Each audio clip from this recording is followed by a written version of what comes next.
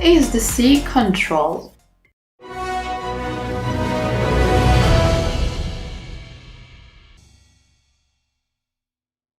Sea Command was eventually superseded by Sea Control in the aftermath of World War I. The term Sea Control came about as a result of the gradual realization that new technological advancements such as mines, torpedoes, cruise missiles, submarines, and aircraft made it difficult, even for the stronger navy, to maintain full command of the sea for an extended period of time over a large portion of the theater. In the current term, sea control means that the stronger side completes its principal operational mission on schedule and in the right area without facing considerable opposition. Thus, it may be defined as sea control as acquiring and securing the privilege to utilize the maritime space in the period as expected. The word sea control more clearly describes the reality that it is impossible to wholly control or deny an opponent's use of the seas in a war at the sea between two powerful opponents, even in the most limited sense. Thus, it essentially refers to a fleet's ability to operate with a great degree of freedom in a sea or ocean for a limited period of time. Level of the sea control and mediums. In theory, strategic, operational, and tactical scales exist for sea control and disputed or contested sea control. The term strategic sea control refers to the maritime theater, whereas operational sea control refers to the control of a large portion of the maritime theater. Tactical control refers to a maritime combat sector or zone but can sometimes encompass a maritime area of operations. However, in practical terms, the focus should be on strategic or operational sea control of disputed control, not tactical sea control. Sea control can encompass control only the surface, subsurface, airspace, or combination of these three physical mediums. In the era of sail, command of the sea was limited to the command of the surface. After the advent of the submarine and an aircraft, two other dimensions emerged: subsurface and airspace. The degree of overall control over a given sea area is determined by how well each of the three dimensions is controlled.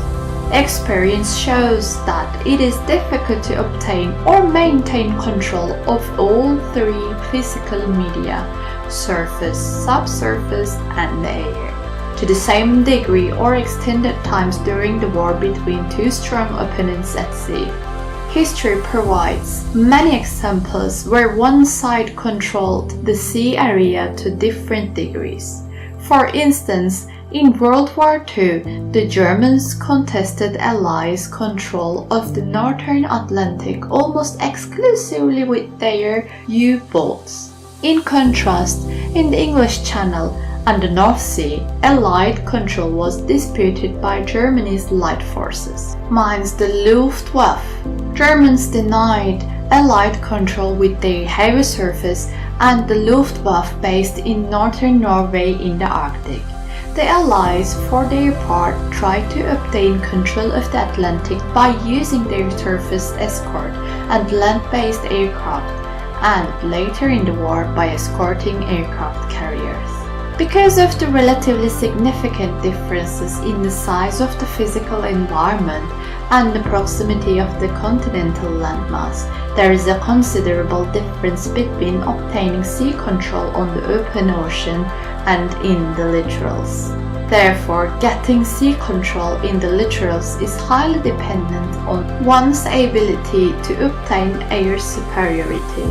Today, no part of the littoral is beyond the reach of land-based attack aircraft. Therefore, land or carrier-based aircraft play a crucial role in obtaining sea control in the littorals. The purpose of the sea control.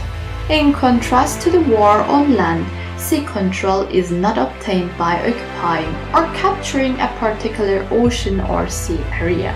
There are no front lines at sea and no fortified positions by which one can control the territory. Moreover, sea control is not the ultimate objective. By obtaining sea control, the stronger side would create favorable conditions for other essential tasks at the sea. In the ancient era, sea mastery played a decisive role in the war on land. Yet even sea mastery was not the end itself an ultimate objective. Command of the sea created a prerequisite for transporting friendly troops, supporting the army flank, and bringing in vital merchant convoys. Conclusion. Among the other things, by obtaining sea control, one's fleet can project power on the opposite shore in the littoral or far away from home's territory, carry out a diverse task in support of friendly army operating on the coast, pose a threat of and perform amphibious assault on the enemy shore, weaken the enemy military economic potential through an attack on the enemy's maritime trade, and defend and protect friendly maritime trade. Naval warfare differs in some significant respects from the war on land or in the air. These differences should be understood so that one's naval forces can be employed most effectively. For the stronger navy, obtaining sea control in theater or its significant part should be the first and principal objective in any conflict at sea. The weaker but still relatively strong fleet would initially aim to deny an enemy sea control. In a sizable narrow sea, it has usually been difficult to obtain permanent and absolute sea control in modern times. Control of typical narrow sea requires close cooperation among all the services of countries' armed forces.